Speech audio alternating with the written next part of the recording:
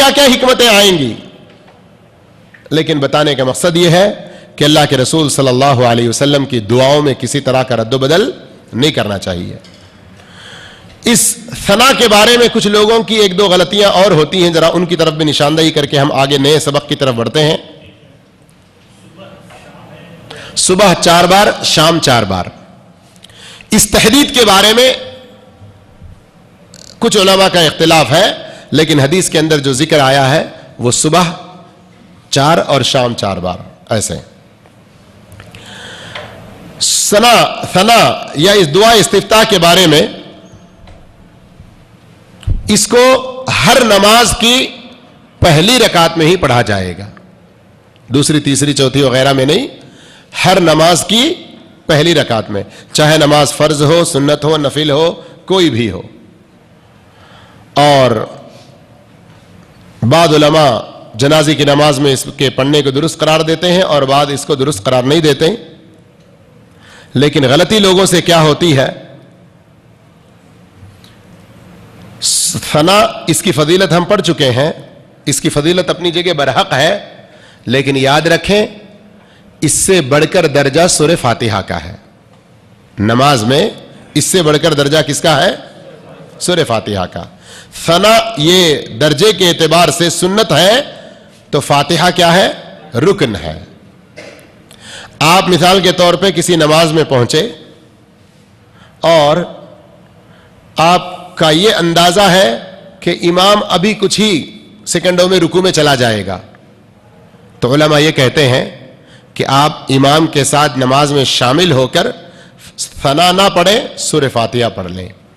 کیوں؟ کہ رکن کا چھوڑنا سنت کے چھوڑنے سے زیادہ خطرناک ہے۔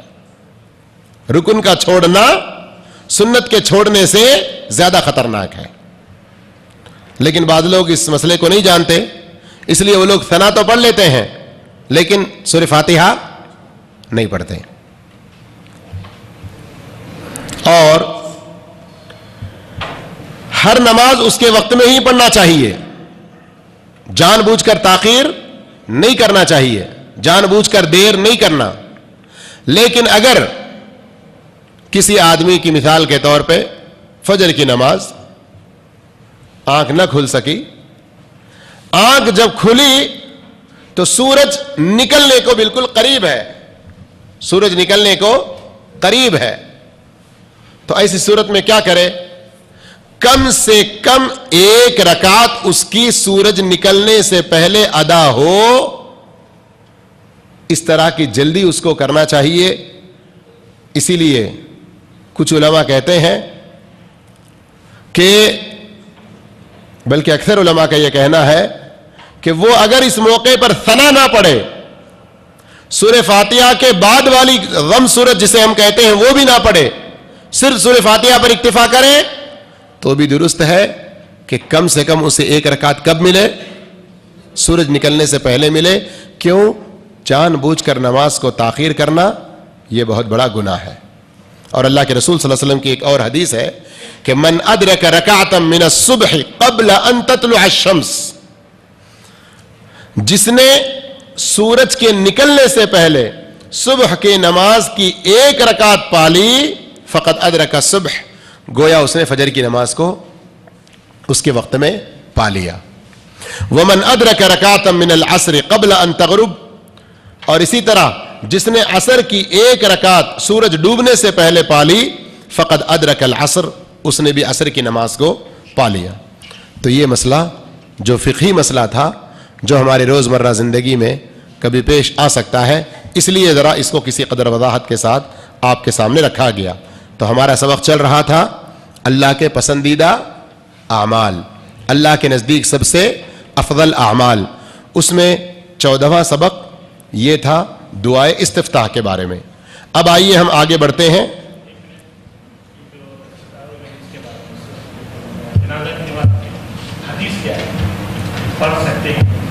اس کی صراحت نہیں ہے، اس لیے اختلاف ہے۔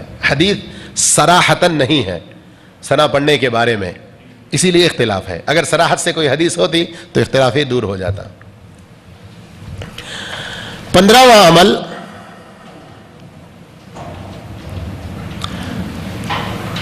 کوئی بھی نیک عمل اگرچہ کہ وہ تھوڑا ہو اس پر ہمیشگی اختیار کرنا، اس کو پابندی سے کرتے رہنا ایک بار کر کے چھوڑنے سے اچھا ہے۔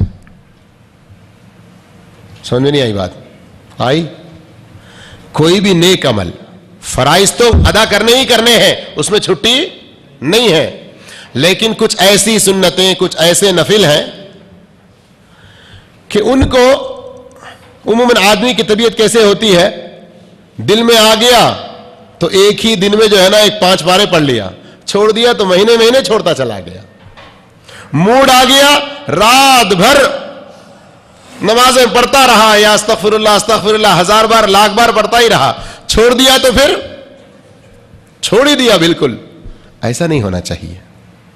کوئی بھی نیک عمل تھوڑا ہی کریں لیکن ہر دن کریں، پابندی سے کریں، یہ اللہ کو بہت زیادہ پسند ہے ایک بار کر کے چھوڑنے سے۔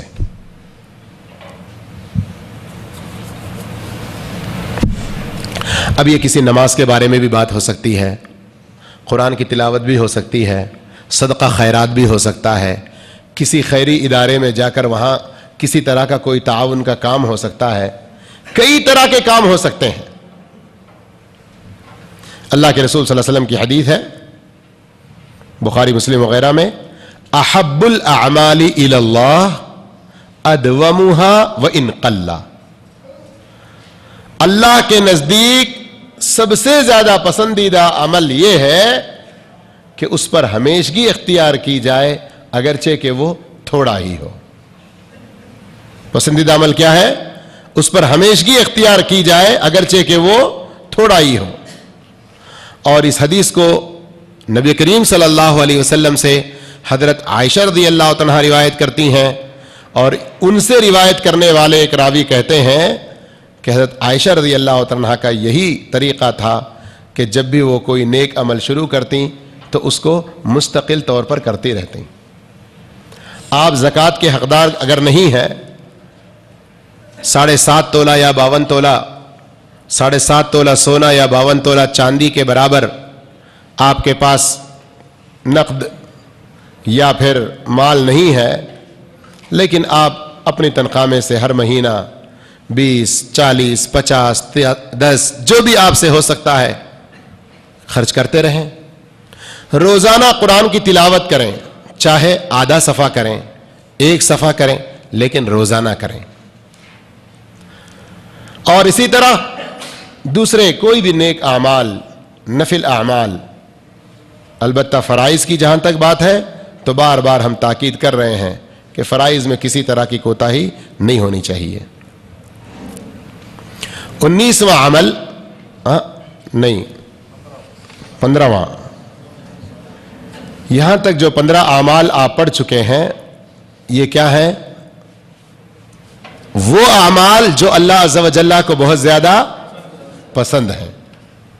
اب ایک دوسری نئی ٹاپک، ایک نیا عنوان، نیا موضوع شروع کرتے ہیں،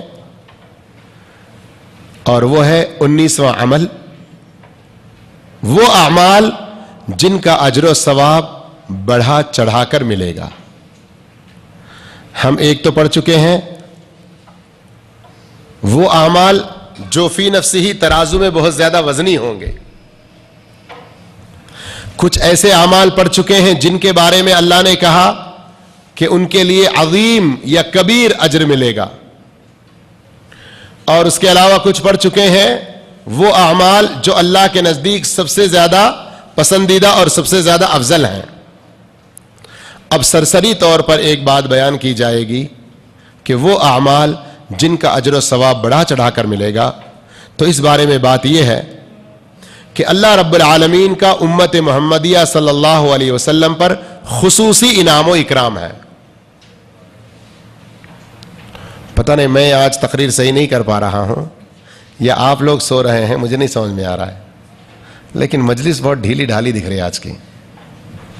ہاں، آپ کو بھی محسوس ہو رہا ہے؟ کچھ محسوس ہو رہا ہے کچھ آپ لوگوں کو بھی؟ کسی کا کوئی اہم اور ضروری سوال تو نہیں ہے موضوع سے متعلق یا موضوع سے ہٹ کر؟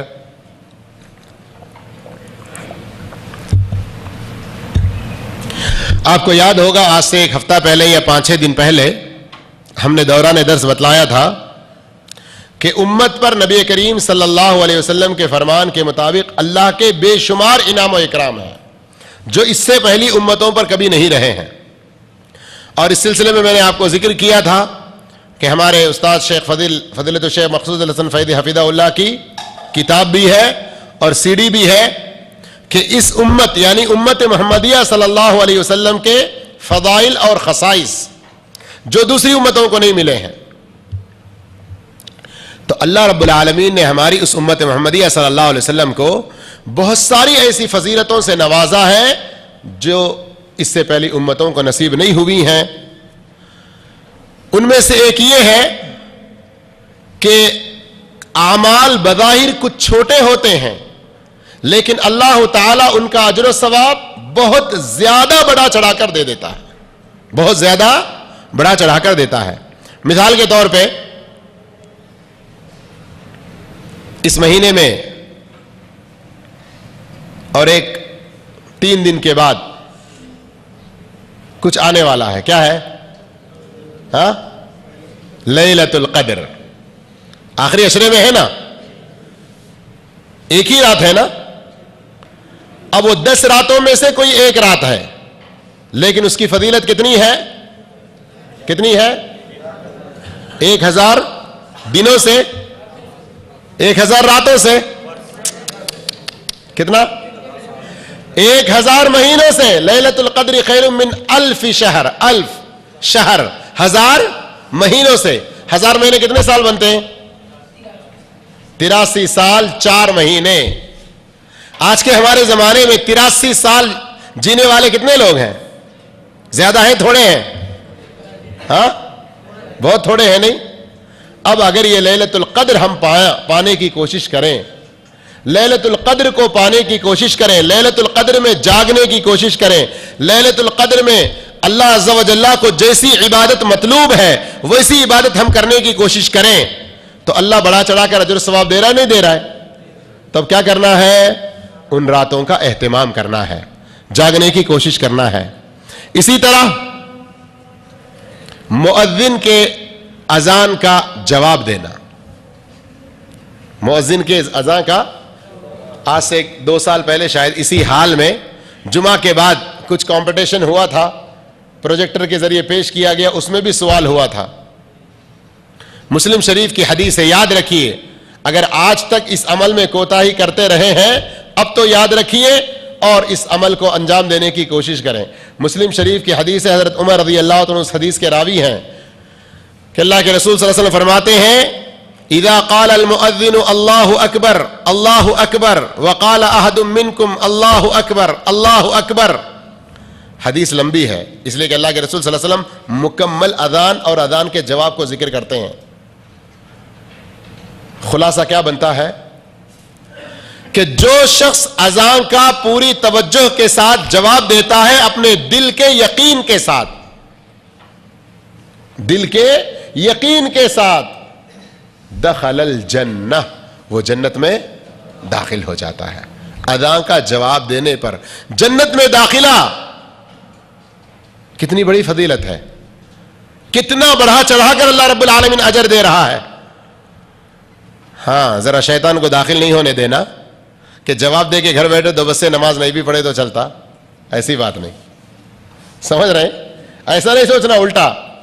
اذان کا جواب دینے کا مطلب منہ سے بھی دینا, دل سے بھی دینا اور ہمارے اعضائے بدن سے بھی دینا عملی طور پر. اسی طرح ابھی کچھ 1-2 درس پہلے بھی ہم سن چکے ہیں, لوگوں کی ضروریات پوری کرنا اور ان کی حاجات, ان کی ضروریات پوری کرنے کے لیے ان کے ساتھ رہنا. 1 مہینہ مسجد نبوی میں بیٹھ کر اعتکاف کرنے سے بھی زیادہ مجھے پسند ہے, اللہ کے رسول نے کہا. تو کتنا بڑا اجر و ثواب ہوگا, کتنا بڑا اجر و ثواب ہوگا. اس طرح توبہ استغفار ہے. یہ تو بار بار سنتے رہتے ہیں باتیں, ایسے سمجھ میں آتا ہے کچھ, لیکن کبھی غور نہیں کرتے ہیں. توبہ استغفار کا کتنا ثواب ہے؟ کوئی بتائیں جلدی سے, ٹائم ہو رہا ہے, نیچے ٹھنڈا نہ ہو جائے پھر. جلدی سے توبہ استغفار کا کیا فائدہ ہے؟ ابھی جو بات چل رہی ہے بڑا چڑھا کر اللہ اجر دے گا. کیسے؟ ایک بھائی نے کہا پچھلے گناہ معاف ہوں گے, اور پانی کے جھاگ برابر گناہ. اور سورہ فرقان آیت نمبر 70 اٹھا کر جا کے دیکھ لیں آپ لوگ, کل آ کے جواب دینا. سورہ فرقان آیت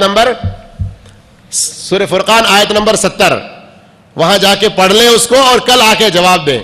اس کے علاوہ ایک ترمذی کی حدیث سناتا ہوں, یاد رکھیں.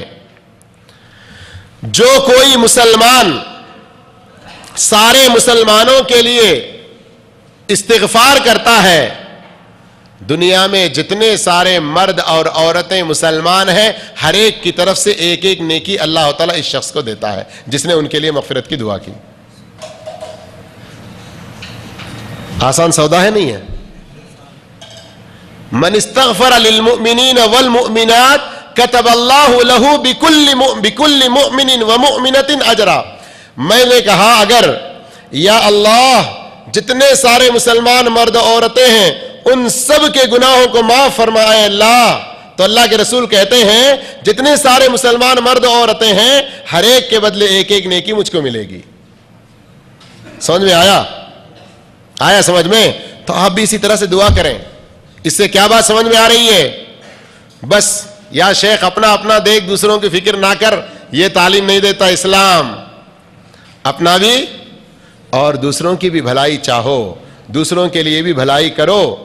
اس طرح سے میرے بھائیوں تھوڑے سے اعمال لیکن ان کا ثواب, اور کتنے سارے ایسے اعمال ہیں کہ آپ دنیا میں کر کے چلے جائیں, آپ کے مرنے کے بعد بھی ان کا اجر و ثواب ملتا رہے گا. صدقہ جاریہ کے بارے میں جو حدیثیں ہیں ان کو یاد کریں.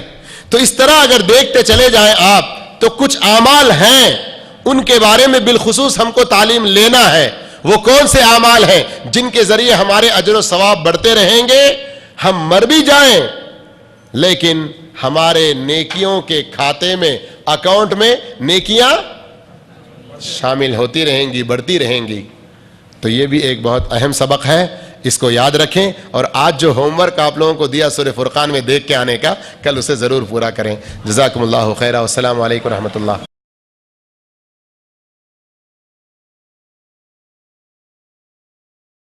بسم اللہ الرحمن الرحیم.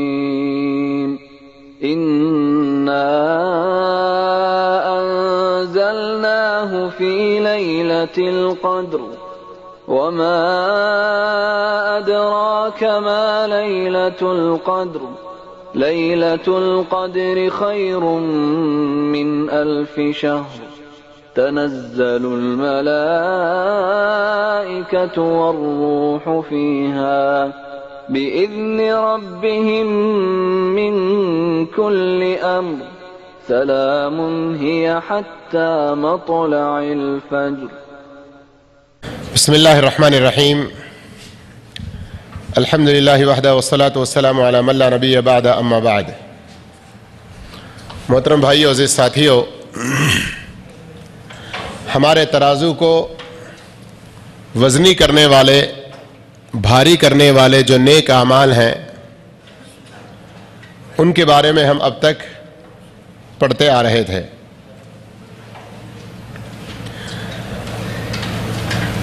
نیک اعمال جہاں یقیناً اللہ کے فضل و توفیق سے ترازو کو وزنی کریں گے, بھاری کریں گے, وہیں پر کچھ ایسے نیک اعمال ہیں جو ہمارے گناہوں کو مٹا دیتے ہیں, گناہوں کو ختم کر دیتے ہیں. برائے کرم بات نہ کریں, بات نہ کیجیے. اگر کسی کو ضروری بات کرنا ہو تو باہر چلے جائیں, لیکن یہاں رہ کر بات نہ کریں.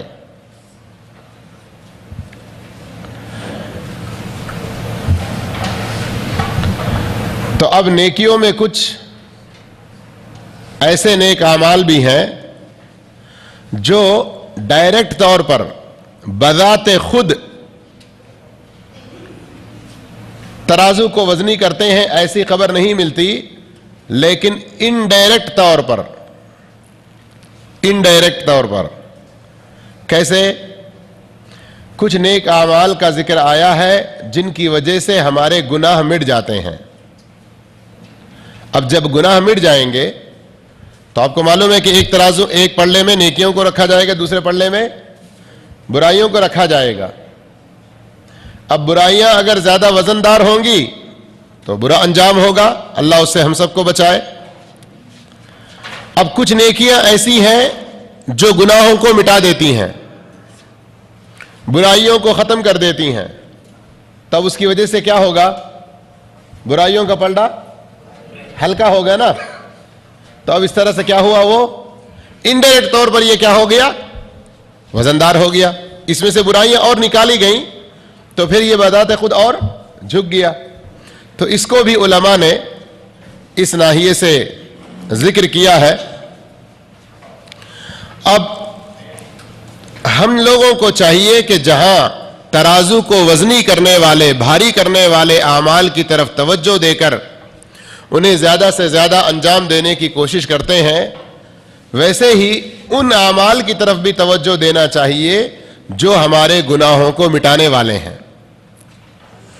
اگر اللہ کے فضل و توفیق سے ہم ایسے نیکیاں کرنے والے بن گئے جس کی وجہ سے ہمارے سارے کے سارے گناہ مٹ جائیں اور گناہوں کے پلڑے میں کوئی ایک گناہ بھی باقی نہ رہے، تو یہ بہت بڑی خوش قسمتی ہوگی کہ ترازو جو نیکیوں کا پلڑا ہے وہ بہت زیادہ وزنی اور بھاری ہو جائے گا.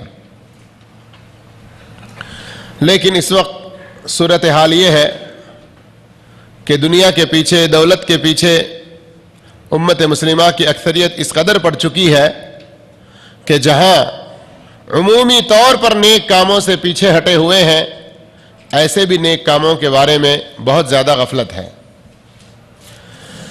ویسے کتب حدیث کے اندر ہم بہت ساری ایسی نیکیوں کا ذکر پاتے ہیں جو ہمارے گناہوں کو مٹا دیتے ہیں، لیکن بالخصوص سرسری طور پر چند چیزوں کا ہم ذکر کرتے جاتے ہیں. لیکن جیسے آپ کو یاد ہوگا کہ ہمارے اب تک کے درس کے دوران میں بھی کچھ ایسے نیک اعمال کا ذکر آ چکا ہے. کچھ ایسے نیک اعمال، چاہے وہ کوئی عمل ہاتھ پاؤں وغیرہ سے کرنے والا ہو، یا کچھ ایسے اعمال ہوں گے جو دعاؤں کی شکل میں ہوں گے، ذکر و اذکار کی شکل میں ہوں گے. سبحان اللہ و بحمدہ 100 مرتبہ پڑھیں تو اللہ تعالیٰ اس کے گناہ مٹا دے گا، اگرچہ کہ وہ سمندر کے جھاگ کے برابر ہوں. تو اب کتنے گناہ مٹ جائیں گے اللہ کے فضل و توفیق سے. لیکن ضرورت کہنے کی اور صدق نیت سے، اخلاص کے ساتھ کہنے کی ہے.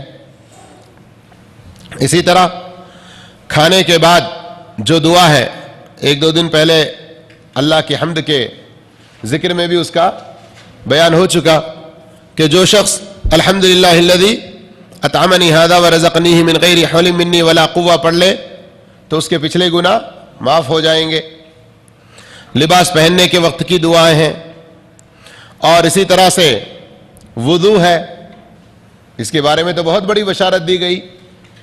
اللہ کے رسول صلی اللہ علیہ وسلم نے یہاں تک فرمایا لمبی حدیث میں کہ جب انسان وضو کرتے ہوئے اپنے ہاتھ دھو لیتا ہے تو انگلیوں سے کیے ہوئے گناہ، اور جب منہ دھو لیتا ہے، ناک صاف کرتا ہے تو زبان سے اور ہونٹوں سے کیے ہوئے گناہ، اور چہرہ دھوتا ہے تو آنکھوں سے کیے ہوئے گناہ، ہاتھ دھوتا ہے تو ہاتھوں سے کیے ہوئے گناہ، اس طرح سر اور کان کا مسح کرتا ہے تو کانوں سے سن کر کیے ہوئے گناہ، اور پیر دھوتا ہے تو پیروں سے چل کر کیے ہوئے گناہ، یہاں تک کہ آخر میں الفاظ کیا ہے حدیث کے، یہاں تک کہ وہ گناہوں سے پوری طرح پاک و صاف ہو کے نکلتا ہے، پاک و صاف ہو کے نکلتا ہے.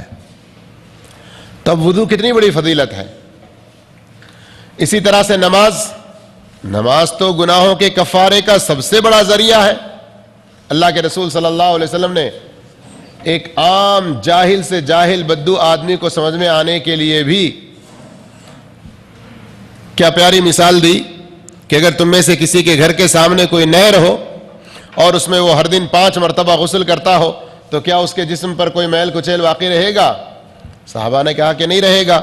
تو آپ نے فرمایا یہ ہے مثال نمازوں کی، جو 5 وقت نمازوں کی پابندی کر لیتا ہے اس کے بھی کوئی گناہ باقی نہیں رہتے ہیں. اور اسی طرح سے روزہ، بالخصوص رمضان کا، کہ جو شخص ایمان و احتساب کے ساتھ روزہ رکھے رمضان کا تو اس کے پچھلے گناہ معاف کر دیے گئے. اور زکوٰۃ بھی، اور اسی طرح سے حج بھی، اور کتنے سارے دوسرے اعمال ہیں. ضرورت اس بات کی ہے کہ ایسے نیک اعمال زیادہ سے زیادہ ادا کرنے کی ہم کوشش کریں. لیکن اب ہم میں سے کتنے لوگ ہیں جو نمازوں میں بڑی سستی برتتے ہیں، نمازوں کی پابندی نہیں کرتے. کتنے لوگوں کے بارے میں سننے میں آتا ہے کہ رمضان کے روزے بھی وہ چھوڑ رہے ہیں. تو یہ سب اپنے آپ کو قیامت کے دن، جس دن اللہ تعالیٰ ترازو قائم کر کے وہاں تولے گا، تو ہم ایک طرف ایسی نیکیوں کو چھوڑ رہے ہیں جو بذات خود یا تو وزنی ہوں گے یا پھر گناہوں کو مٹا دینے کے سبب گناہوں کا پلڑا خالی ہوگا تو پھر نیکیوں کا پلڑا بھاری ہوگا. تو ایسے نیک اعمال سے جو دور بھاگ رہے ہیں تو یقیناً ان کا ترازو وزنی ہو جائے گا، تو پھر برا انجام دیکھنا پڑے گا. اس لیے میرے بھائیوں، ان جیسے احادیث کو بار بار پڑھتے رہنا چاہیے، بار بار ان جیسے آیتوں کو ان کا مطالعہ کرتے رہنا چاہیے. جب ہم ثنائیہ میں رہا کرتے تھے تو کئی ایسے لوگوں کے بارے میں جانتے ہیں جو اپنے ڈیوٹیوں کے معاملے میں، اپنے کام کے بارے میں، ترقی کے بارے میں، کوئی کام سمجھ میں نہیں آ رہا تو اس کے حل کے بارے میں کس طرح ایک دوسرے ورکشاپ میں بھاگتے ہیں. بلکہ کتنے ایسے لوگ ہیں کہ ایک سامان کھولتے ہیں کام کرنے کے لیے، وہاں طریقہ سمجھ میں نہیں آتا، سامان لانے کے بہانے کسی دوسرے ورکشاپ میں گئے اور وہاں سے معلوم کر کے آ گئے کہ یہ اس طرح سے میں نے کھولا ہے اور اب یہ مجھے اس کا آگے نہیں پتا چل رہا ہے کیا طریقہ ہے. ہوتا نہیں ہوتا. تو دنیا میں معمولی روپیہ پیسہ کمانے کی خاطر اتنی دوڑ دھوپ، اتنی محنت، اتنی کوشش، میں نہیں کہہ رہا ہوں کہ بری چیز ہے، میں یہ کہنا چاہتا ہوں